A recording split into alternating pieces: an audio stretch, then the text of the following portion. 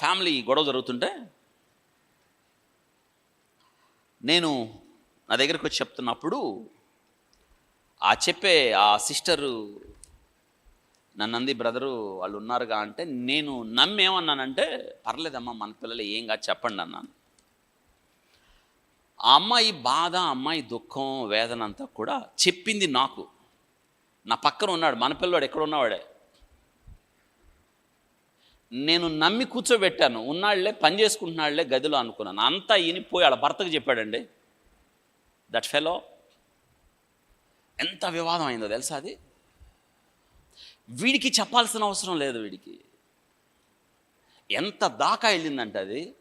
ఇప్పుడు ఉంది నేను కదా, ఉంది నేను, ఆ పిల్లోడు, వాడున్నాడు, మన పిల్లోడే, చర్చిలో ఉన్నవాడే. ఇప్పుడు ఈమె నమ్మి నాకు చెప్పింది కదా, ఎవరు చెప్పినట్టు ఉంటుంది ఆ అమ్మాయికి? మీరు చెప్పండి. నేనే చెప్పినట్టు ఉంటుంది కదా. నాకు అర్థం కాలేదు. తర్వాత నేను వివరాలు సేకరించాను, ఎవరు చెప్పారని. వీడు చెప్పాడు, పిల్లోడు కాదు, పెద్దోడే, బుద్ధి లేనోడు. ఎందుకు చెప్పావన్నా? ఇంక చెప్పని తప్పు అయిపోయిందంటే ఏం చేయాలి నేను? ఏం చెప్పాలి చెప్పండి? ఆ పగిలిన కుటుంబం అతుక్కుంటుందా? దైవ సేవకుడి దగ్గరికి వచ్చి, అన్న నా సమస్యకు పరిష్కారం ఏందని ఆ అమ్మాయి నన్ను అడిగినప్పుడు, నేను పరిష్కారం ఆ అమ్మాయిని వివరించినప్పుడు తీసుకెళ్ళి భర్తకు చెప్పాడంటే ఏం చేయాలి? పిలిచిన నన్ను, గెట్ అవుట్, చర్చికి రావద్దు ఇక, నీలాంటి వాళ్ళు చీడ పురుగులు, నీ వల్ల కుటుంబం పాడైపోయింది. నిజమే అండి. ఇట్లాగా మనం నిజంగా ఆలోచించండి.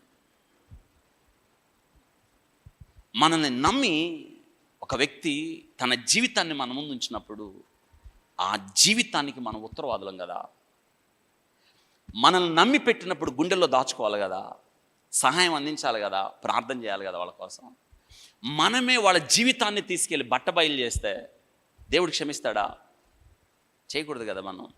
మనలో చాలామందికి అలవాటు అండి అది. నేను ఎప్పుడు చెప్తాను, ఒక వ్యక్తి యొక్క విషయాలు వేరే చోట మనం ఎన్నడూ ఎవరితో చర్చించకూడదు. ఇది వాళ్ళ వ్యక్తిగతం. నువ్వు సహాయం చేయి, మేలు చేయి, ప్రార్థన చేయి, ప్రభువుని అడుగు వారి పక్షాన. నీ వ్యక్తిగత ప్రార్థనలో అది వాళ్ళ గురించి ప్రత్యేకంగా నువ్వు ప్రార్థన చేయాలంటే రహస్యంగా చేయి. వింటున్నారా? దేవుడు కూడా మన జీవితాల్లో కొన్ని విషయాలు మాట్లాడేటప్పుడు అంటాడు, లోన్లీనెస్, ఒంటరితనాన్ని మనకిస్తాడు. మన ఒంటరితనాలు మన జీవితంలో, మన ఒంటరితనంలో దేవుడు ఎక్కువ మాట్లాడతాడు.